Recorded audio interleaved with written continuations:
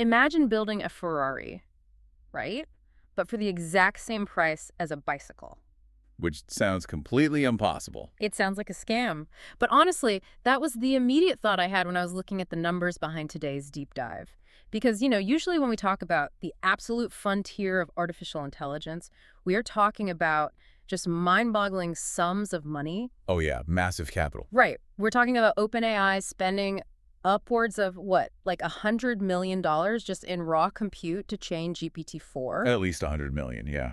And then, literally out of nowhere, this new challenger enters the arena, and they achieved comparable top-tier performance, and they did it for an estimated $6 million. Which is just a staggering difference in capital. I mean, you're looking at a fraction of the cost. It's like a rounding error for Google. Exactly. And, this isn't just an interesting accounting trick. It represents a fundamental shift toward a multipolar AI landscape. Okay, let's unpack this because that is a big claim. Well, for a long time, the baseline assumption was that cutting-edge AI would just be this closed-door monopoly, right? Controlled by a handful of massive tech conglomerates with these bottomless server budgets. Right, the big guys. Yeah. But DeepSeek is pushing us toward a future where this level of technology becomes a democratized public utility. A public utility, like electricity or water? Precisely. But that number, $6 million, it almost doesn't make sense. You can't just magically discount compute by 95%. No, you definitely can't. There has to be a mechanism behind it. And that mechanism, looking at the sources, seems to stem directly from their origin story, which is, frankly, bizarre. It is very unconventional for the tech world. Right, because DeepSeek wasn't born out of some Silicon Valley garage. Right. And it wasn't spun out of a massive university research grant either. No, it was founded in May 2023 by a man named Liang Wenfeng. And wholly funded by a hedge fund, right, called Highflyer. Yeah, Highflyer. Now, I have to stop right there and just push back on this. Why on earth does a hedge fund guy care about building an open source AI platform for the masses? It's a great question. Because usually in high finance, you build an algorithm, you lock it in a vault, and you use it to print money. Giving the secret sauce away for free is like the exact opposite of the quant playbook. It totally seems counterintuitive at first, but I think it makes perfect sense when you dissect what quantitative trading actually requires. Yeah, how so? Well, in the quant world, everything, and I mean everything, is about extreme efficiency. You are dealing with unimaginably large data sets. Like terabytes of market data? Exactly. Terabytes flowing in by the microsecond. And you have to optimize for speed, accuracy, and absolute cost effectiveness. Because a wasted millisecond is lost money. Millions of dollars in arbitrage opportunities, just gone. You cannot waste a single computing cycle. And Wenfeng basically took that exact same philosophy, that ruthless pursuit of efficiency, and applied it to the development of a large language model. Okay, that makes sense. But how does that translate to actually training an LLM? Because the hurdle they faced right out of the gate wasn't just budget, right? It was physics. How about and geopolitics. Massive geopolitical hurdle. Yeah, they were facing U.S. chip sanctions. When we talk about AI training, the Nvidia A100 GPU is basically the gold standard. It is the workhorse of the entire industry. But getting tens of thousands of those into China is incredibly difficult right now and highly restricted. Which forced a radically different engineering approach. Right. Because most Western companies, they build these homogeneous, perfectly uniform clusters of the absolute best, most expensive chips. It's a brute force approach. Just throwing money at the problem. Exactly. But DeepSeek couldn't do that. So they utilized a hybrid hardware strategy. They did manage to acquire a substantial number of high-end Nvidia A100s. I think the estimates range from like 10,000 to 50,000 units. Somewhere in that range, yeah. But they mixed those premium chips with much cheaper, more readily available AMD chips and budget GPUs. Okay, wait. I'm going to jump in here because mixing hardware like that is a known nightmare in distributed computing. It is a massive headache. It's like trying to get a symphony orchestra to play perfectly in sync when half the musicians are playing on a 2-second delay. How on earth did they solve the latency bottleneck between the AMD and Nvidia chips? That is the big question. Because if the Nvidia chips are just waiting around for the slower AMD chips to finish their math, you've just destroyed your efficiency. That is exactly the bottleneck that kills most heterogeneous computing clusters. To solve it, they had to rebuild the pre-processing pipelines from the ground up. Wow. And they did this utilizing highly advanced techniques, specifically something called FP8 precision. Okay, let's unpack FP8, because when you drop from 16-bit floating point math down to 8-bit, you are inherently losing information, right? You are compressing the mathematical precision. So how are they not just building a really fast, really stupid model by doing that? What's fascinating here is the brilliance of their optimization. They aren't just universally degrading the math across the board. Oh, they're being selective about it. Exactly.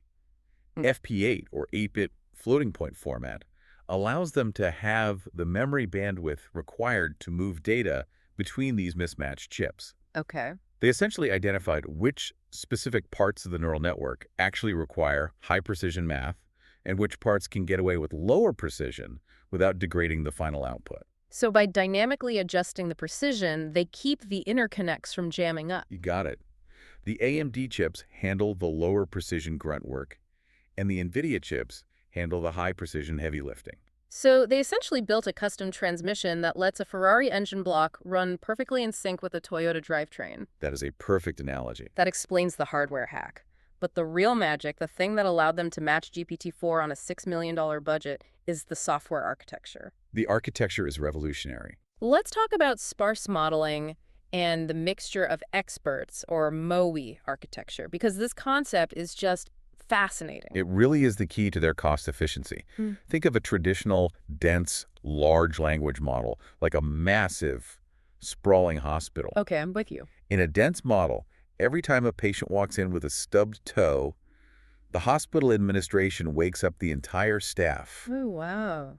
The brain surgeon, the cardiologist, the physical therapist, everyone is activated, consuming energy and time just to look at the toe. Which means every single parameter in the model is doing math for every single word generated. That sounds incredibly expensive. It is massively expensive. Yeah.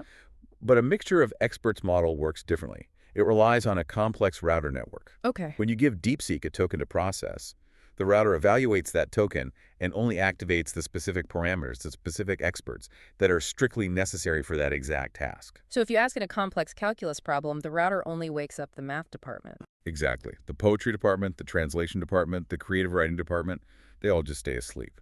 But, MOE isn't a brand new concept. Other companies use it. True.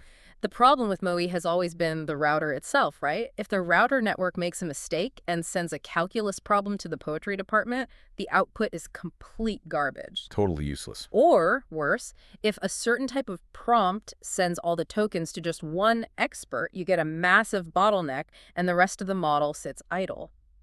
So how did DeepSeek manage to balance the load so perfectly that it brought the training costs down to $6 million? They implemented what's known as auxiliary loss functions during the training phase. Auxiliary loss functions. Yeah, and these are specifically designed to penalize the router if it overloads a single expert. It mathematically forces the model to distribute the cognitive load evenly across all available experts. Oh, so they aren't just saving money on the initial training by needing fewer active parameters. They are saving an immense amount of money every single time the model generates a word during inference. Exactly. The inference efficiency is off the charts. And that extreme inference efficiency leads us straight to the price war. It certainly does. Because when your operating costs are that incredibly low, you have the leverage to absolutely gut the market. And looking at the numbers and the sources, that is exactly what they did. DeepSeek offers developer API access for a mere 14 cents per 1 million tokens. Which is just wild. To put that in perspective, 1 million tokens is roughly 750,000 words. Right. You can process the equivalent of 7 full-length novels through a frontier-class AI for 14 cents. I have to call a timeout here. 14 cents is so cheap, it almost sounds predatory. That does. Is this just the Uber strategy from 2014? Are they just incinerating the hedge fund's cash, operating at a massive loss just to capture global market share and kill off local competitors? It's highly tempting to view it that way. And certainly, market capture is a huge goal.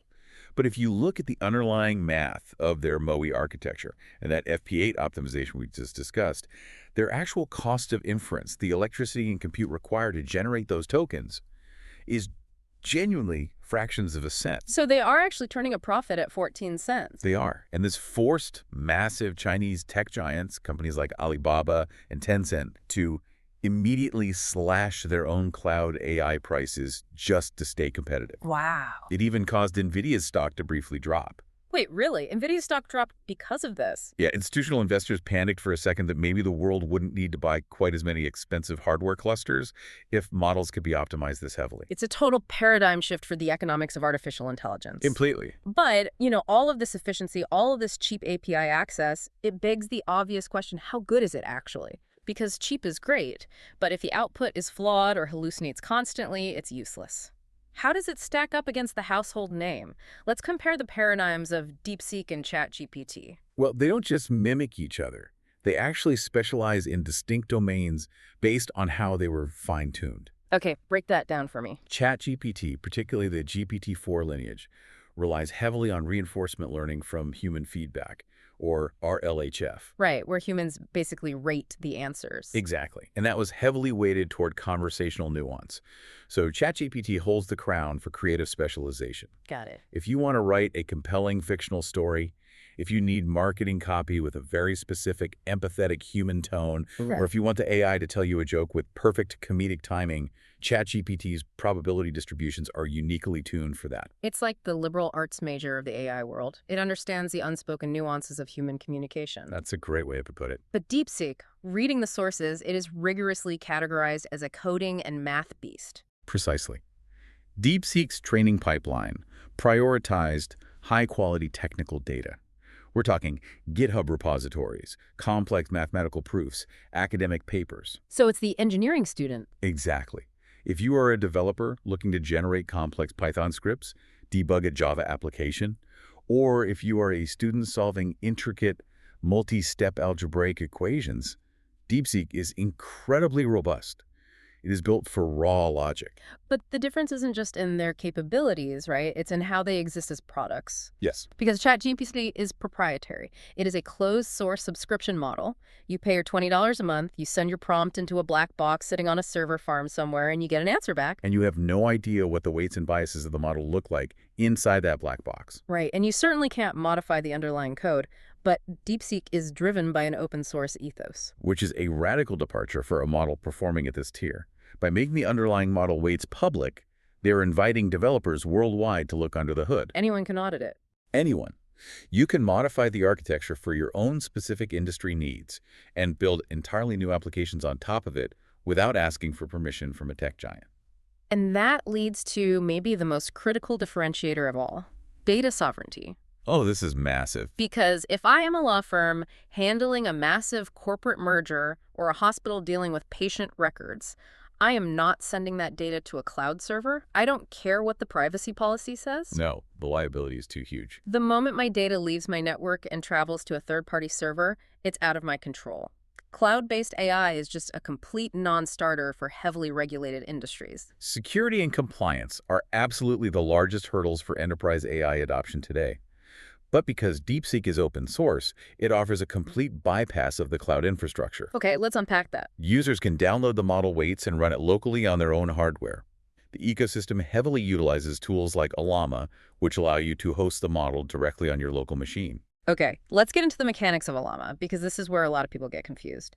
How on earth do you take a model that requires thousands of GPUs to train and run it on a standard MacBook Pro or a corporate workstation? It sounds like magic. It does. Doesn't the model require massive amounts of RAM just to hold the parameters in memory? It does, which is why local execution relies on a process called quantization. Quantization? Yes. When you download a model through a Llama, you are typically downloading a GGUF file. Quantization is basically a compression technique. Similar to the FP8 stuff we talked about. It's exactly like that. Similar to how we discussed FP8 precision during training, quantization takes the 16-bit floating point numbers that make up the model's brain and compresses them down to 8-bit or even 4-bit integers. So you are mathematically rounding off the edges of the neural network to make the file size smaller. Exactly. You might take a model that originally required 130 gigabytes of VRAM and compress it down so it fits comfortably within 16 or 32 gigabytes of unified memory on a laptop. Does that ruin the model? There is a slight trade-off in something called perplexity, which is a minor degradation in the model's absolute precision. But for 99% of business use cases, the difference is completely imperceptible. And the upside is absolute security. Absolute security. You unplug your computer from the internet, you feed your highly confidential legal documents into your local instance of DeepSeek, and it summarizes them instantly. Not a single byte of data ever leaves your physical device. It removes the risk of vendor lock-in and gives you total control over your own infrastructure. It effectively turns cutting-edge reasoning capabilities into a local application, no different than running Microsoft Word or Excel offline. Okay, before we dive into the advanced strategies and the specific case studies on how to practically wield this tool, we need to address the onboarding friction. Bad idea. A lot of people are intimidated by the technical jargon. So let's do a rapid-fire breakdown of the most common questions people have when they first encounter the DeepSeek ecosystem. From our saved notes, the full FAQ. Let's do it. First off, is this actually free? Because open source and free to use are two different things. That is a crucial distinction. Yes, the web-based global chatbot is completely free to use. You can access their standard model and their advanced reasoning model without paying a dime. Wow. They do offer a premium API tier for developers and heavy users, but it starts at a staggeringly low price of just 50 cents per month for priority access during high traffic periods. Which is basically a rounding error compared to $20 monthly subscriptions. So how does someone actually get started today? The barrier to entry is identical to any other web service. You visit chat.deepseek.com on a browser or download the official app for iOS or Android. Simple enough. You sign up using an email address, a Google account, or a phone number, and you are immediately dropped into the chat interface. Now, you mentioned the advanced reasoning model. In the interface, there is a toggle for something called DeepThink, or R1. What exactly is happening under the hood when I flip that switch? When you toggle on DeepThink, or R1, you are engaging a fundamentally different prompting methodology known as chain of thought reasoning. Chain of thought. Yes. Instead of predicting the next word immediately to give you a fast answer, R1 forces the model to generate a hidden scratch pad of intermediate reasoning steps before it outputs the final response. Oh, so it thinks out loud, basically. It essentially maps out its own logic, verifies its own assumptions, and then presents the conclusion. It is specifically designed for complex logic puzzles, coding architecture, and multi-step data interpretation. It forces the AI to think before it speaks. What about real-time data? If I need to know what happened in the stock market this morning, can it browse the internet, or is it stuck in a training data vacuum from 2 years ago? It has a dedicated search toggle right next to the reasoning toggle. Clicking that allows the model to execute background web searches to pull in real-time news, current events, and live documentation to inform its answers, completely bypassing the training cutoff date. All right, that clears up the onboarding perfectly. Now that we understand the infrastructure, let's explore exactly how to integrate this into a daily workflow. Let's get practical.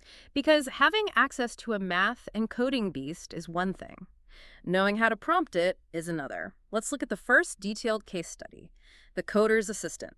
This is where the efficiency of the platform really shines. Yeah. Consider a scenario where a user wants to prototype a web application, in this case, a classic JavaScript snake game. Right. Now, any modern LLM can generate the HTML, CSS, and JavaScript for a simple game. That's not novel.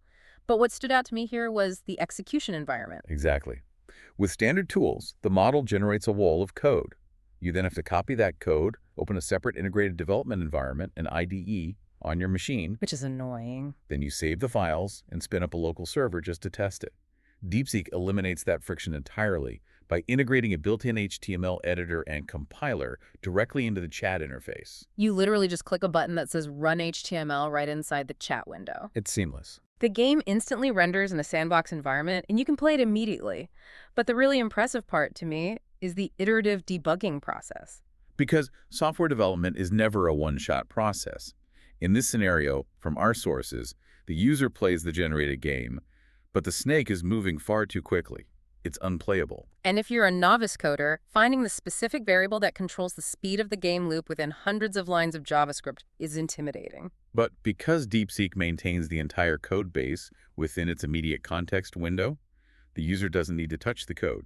They simply reply in plain English. The game is too fast. Slow it down. And it just does it. The model instantly parses the context, locates the set timeout or request animation frame function governing the game loop, modifies the millisecond delay, and seamlessly updates the sandbox. It acts as a true pair programmer. It understands the semantic meaning of too fast and translates that into the precise syntactic change required in the JavaScript. That is wild! It is. Let's move to the second case study, which highlights a completely different capability.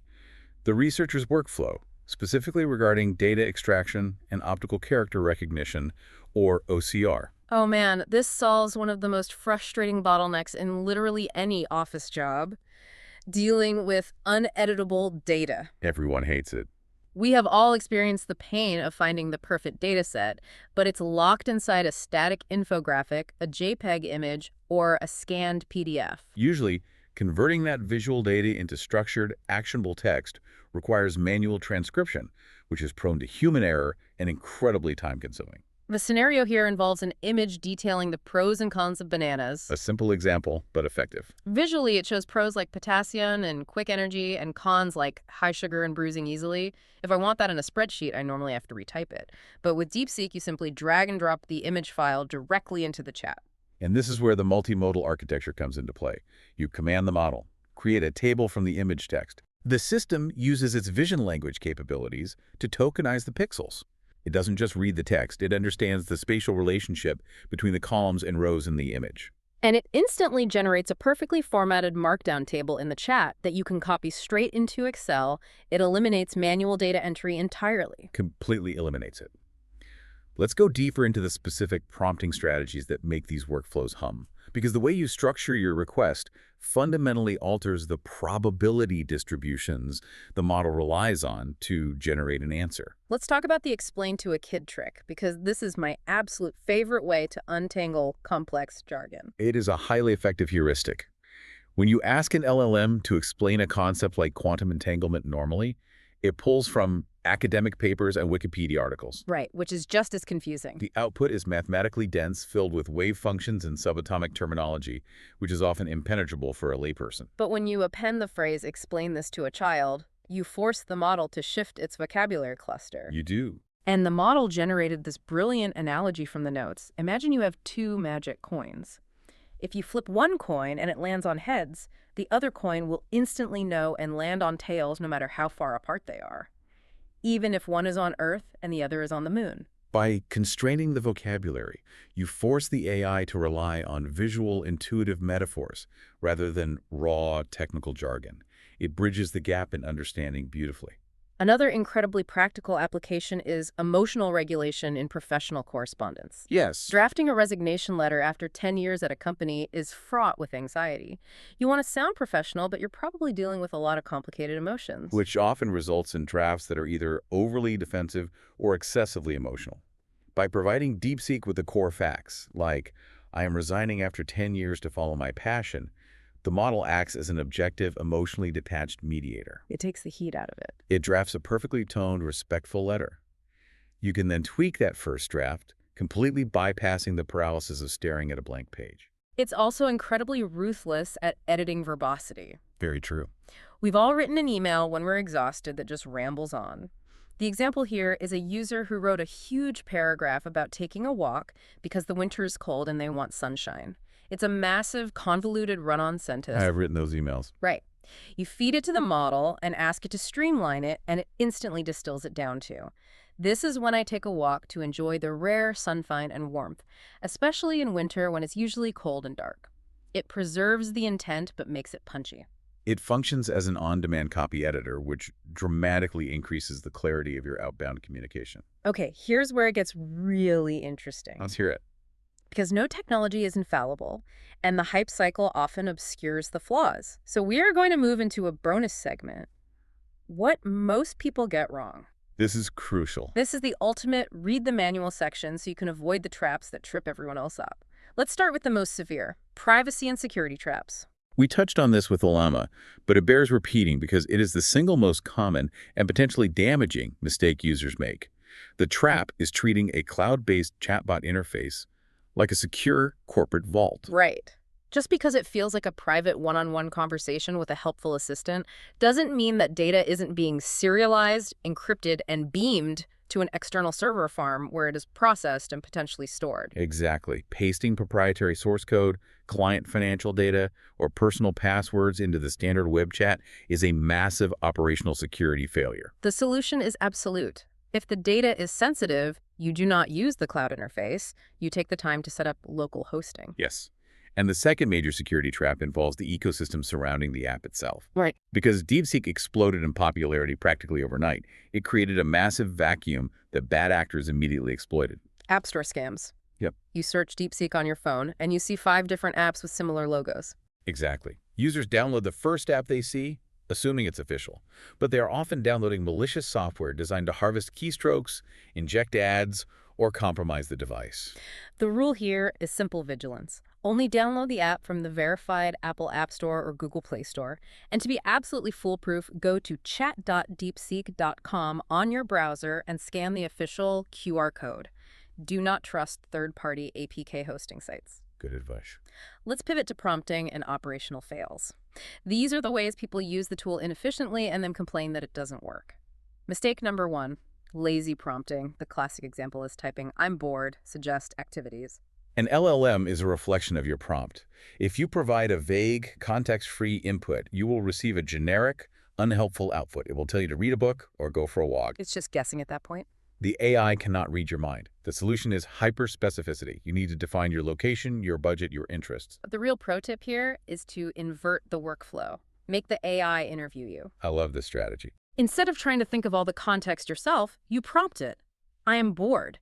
Ask me 3 specific follow-up questions, one at a time, to help you determine the perfect activity for me today." By doing that, you turn the AI into an active diagnostic tool rather than a passive response generator. It's so much more effective. Mistake number 2, wasting time fixing typos. I am incredibly guilty of this. I will misspell a word in my prompt, and I instinctively hit backspace 10 times to fix it before hitting send. Which is a complete waste of human caloric energy. The natural language processing capabilities of these frontier models are so advanced that they effortlessly parse semantic meaning through egregious spelling and grammatical errors. So they know what I meant anyway. You are communicating with a probabilistic machine, not submitting a term paper to a professor. Just type your stream of consciousness and hit enter. Stop backspacing. Let the machine figure it out. Mistake number 3 is an operational quirk specific to DeepSeek's web search function. Sometimes when you ask it to pull real-time data, say, asking for the live score of a soccer match between Burnley and Leeds, the search function just stalls out. The little loading icon just spins and spins. Users immediately assume the server has crashed or the API is broken, so they hit refresh and lose their entire context window. In reality, it's often just a UI quirk where the model is waiting for permission to parse a large retrieved document. Yeah. If the search stalls, there is a prominent continue button on the screen. The solution is just click, continue, don't refresh the page. Mistake number 4, forgetting to manually toggle DeepThink, the R1 mode for complex tasks. We see this constantly. A user will input a highly complex multi-step calculus problem using the standard fast chat model. The model will attempt to predict the answer without mapping the logic, get it completely wrong, and the user will conclude the AI is broken. You have to engage the brain. You have to actively engage the reasoning engine, turn on R1 when you need the model to think. And the final operational mistake, uploading massive files. The drag and drop feature is great, but there are hard limits. Very strict limits. You cannot drop a 500-page, unoptimized PDF textbook into the chat and expect it to digest it instantly. What are the limits? The hard limit is 50 files per individual chat thread, and no single file can exceed 100 megabytes. If you exceed this, the system will simply throw an error and refuse to process the prompt. Okay, let's get into the deep technical blind spots. We've established that DeepSeek is rigorously optimized for math and coding, but it is not a calculator, and this leads to mathematical and formatting blind spots. This is a crucial distinction. Users tend to project an aura of absolute mathematical perfection onto AI, but large language models at their core are sequence predictors. They are not algorithmic calculators. They approximate mathematical reasoning based on patterns in their training data. Which means they can hallucinate math. The specific example from the sources here is advanced calculus. It struggles with improper integrals that contain discontinuities. Exactly. If you ask it to solve an integral for a function that is undefined at x equals 0, a discontinuity, a traditional calculator, or a symbolic math engine like Wolfram Alpha will instantly flag the error. Because it's a hard rule. Right. Yeah. But an LLM might fail to recognize the discontinuity. It will blindly apply integration rules it has memorized. leading to divergent, mathematically impossible results. So, if you are an engineering student relying on this for your final exam prep, you cannot blindly trust the output of complex edge case calculus. You have to verify the work. It is a highly capable assistant, but it is not an oracle. Furthermore, while the math itself is often correct, the visual presentation of that math, the step-by-step formatting of LaTeX equations on the screen, is currently less polished and visually refined compared to the highly optimized UI you might experience with ChatGPT. It provides the functional answer, but it lacks the aesthetic polish. Okay, we need to address the structural constraints of the model regarding content, because every AI model is a reflection of the regulatory and geopolitical environment in which it was created. True of all models. And we are looking at this purely from a technical perspective of how the model is programmed to respond. As requested, we are just imparting the facts from the sources without taking any political stance whatsoever. And the mechanical reality is that users often make the mistake of expecting uncensored, open political discourse from a model developed within China. Right. The model is explicitly programmed, likely through heavily weighted reinforcement learning, to strictly avoid politically sensitive topics and figures. It is a hard guardrail. If a user attempts to prompt the AI into a discussion about specific geopolitical figures like Xi Jinping or Vladimir Putin, the sources state the model is hard-coded to not engage. From an engineering standpoint, it acts as a very aggressive guardrail. Instead of debating the topic or providing a nuanced breakdown, it will promptly and deliberately redirect the query to a neutral subject, usually pivoting the conversation back to its core training strengths, like offering to help with a coding problem or a mathematical equation. The key takeaway here isn't to debate the merits of the guardrail, but to understand the tool you are holding. You wouldn't use a hammer to drive a screw. No, you wouldn't. Do not use DeepSeek expecting it to act as an unrestricted geopolitical debate partner. Use it for what it was ruthlessly engineered to do: highly efficient technical, logical, and coding tasks. Know your tool. Precisely. Apply the right architecture to the right problem. Let's transition to the final major section. We've dissected the architecture, the hardware, the local hosting, and the operational traps. Now let's connect this extreme efficiency directly to your wallet. This is what everyone wants to know. We are going to walk through the 90-day monetization roadmap, because when the cost of intelligence drops to near zero, it creates entirely new microeconomies. Let's look at month 1, setup and efficiency. The first 30 days are not about immediately generating revenue. They are about mastering the infrastructure to increase your own operational leverage. So getting your hands dirty? Exactly. This involves creating your accounts, rigorously practicing the prompting techniques we've discussed, and integrating the AI into your daily friction points. This is when you practice using the OCR capabilities to eliminate manual data entry. You practice using the R1 reasoning model to debug your spreadsheets. But critically, month 1 is when you tackle the hard technical hurdle. You install a llama. You must figure out how to host the model locally on your own machine, because once you can reliably run a quantized version of DeepSeek offline, you have acquired a massive tangible selling point for future clients. You can guarantee absolute data privacy. Which smoothly transitions into month 3, scaling and profit. Once you have mastered the tool, you essentially have an entire software development team living on your laptop operating for pennies. The first pathway to monetize this is freelancing.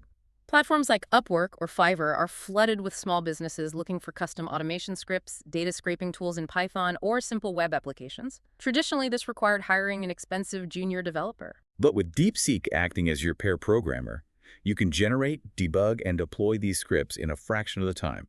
You essentially transition from being a manual coder to being a highly efficient project manager for your AI workforce. That's a huge shift. And the second pathway is content creation at scale. Because the inference cost is so incredibly low, you can afford to use the model to generate massive volumes of structured text. You can rapidly prototype outlines, draft entire chapters for ebooks, or generate thousands of words of SEO-optimized blog articles for marketing clients.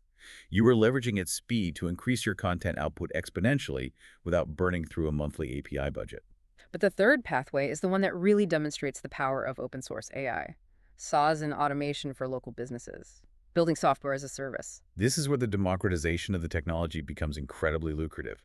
Every local business on Main Street, the dental office, the plumbing company, the boutique real estate agency, they all recognize they need AI. Right. They want intelligent chatbots on their websites for 247 customer service or lead generation. But they don't have the technical literacy to build them, and they absolutely do not want to pay massive recurring API fees to big tech companies just to answer questions about their business hours. So you act as the bridge.